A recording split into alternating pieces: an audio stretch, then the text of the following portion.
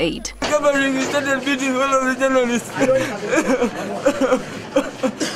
Olunaku lwa World Press Freedom Day lwateekebwawo olukiiko lw'amawanga amagatte mu Ntenvu wa 1993 ng'omu ku kaweefube w'okwefumiitiriza ku mirimu ettendo egikolebwa bannamawulire omuli okusomesa eggwanga, okulisanyusa wamu n'okusaasaanya amawulire. Mu Uganda emikolo emikulu gigenda kuyindira mu disitulikiti y'e Soroti, naye nga baakutandika na kusimba miti, okuzannya emizannyo wamu n'okwekubya ebifaananyi. Tugenda kugenda mu lunaku luno ng'emirundi mingi tulabe bannamawulire bayisiddwa bubi, omuli okukubibwa n'abandi, obutasasulwa musaala nga balala bakabasanyizibwa mu ngeri ey'enjawulo.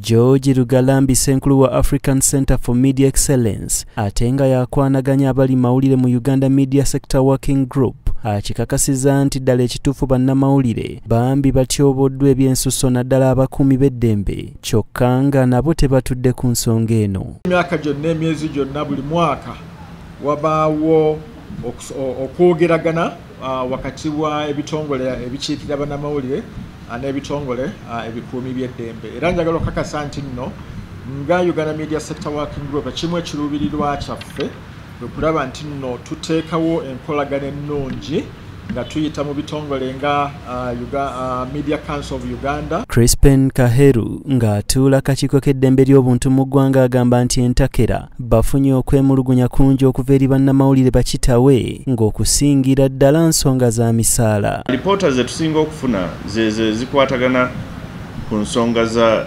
oluusi emisaala, oluusi obutasasulwa bannamawulire bano nga contract zaabwe bwe zoogera. Kaheru agamba nti n'ebyomusaala ng'obitadde ku bbali, bo nga akakiiko k'eddembe ly'obuntu baliko okwekenneenya okulala kwe bakoze ne bakizuula nti ate bannamawulire tebawagiddwa mu ngeri nnyingi, naddala bakitawo abagakuŋŋwanya. Tugezese abakozesa bannamawulire okubasindika mu field nga tebalina bikozesebwa. Tugezese okuweereza ogende okavaringe protest oba demonstration naye nga toyambadde kintu kyonna ekiraga nti oli munnamawulire, oba nga toyambadde mask oba toyambadde helmet ng'ate okimanyi bulungi nti wogenda okukolera ku olwo olunaku si mbeera ng'eya bulijjo. Kale weewaawo alipoota zo muzifuna naye mukozeewo ki nga mmwe ab'akakiiko k'eddembe ly'obuntu? Bwe tufuna alipoota ezo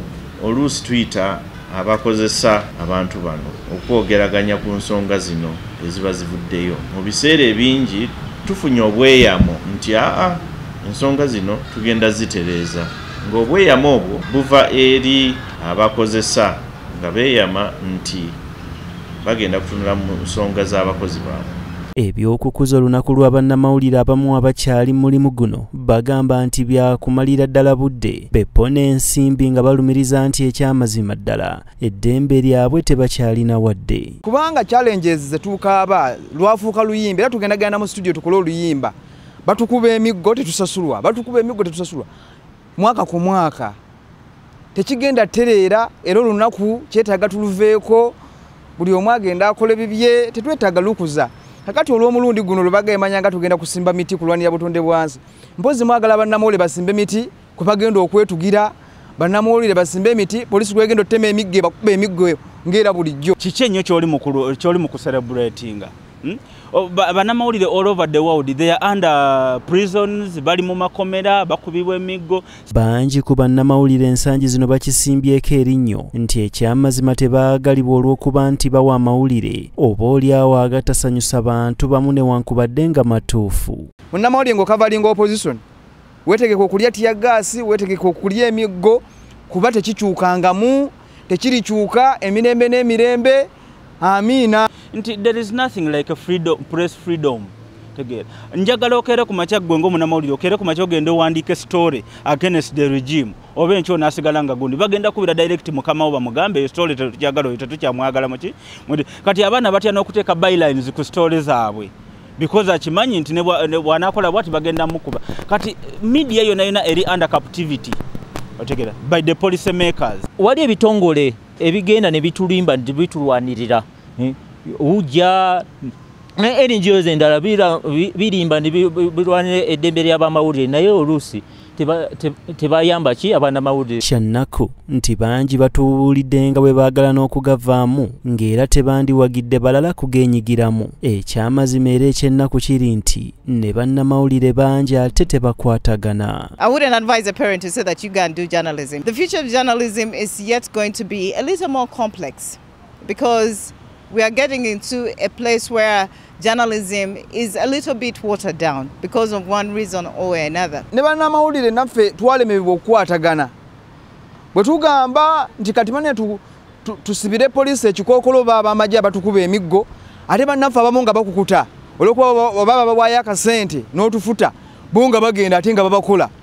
Kakati awo nga babadde eri nga bakuba engalo nga tukyayongera okubakuba. Nti ffe abamu twalemerwa okukwatagana tuli bumu.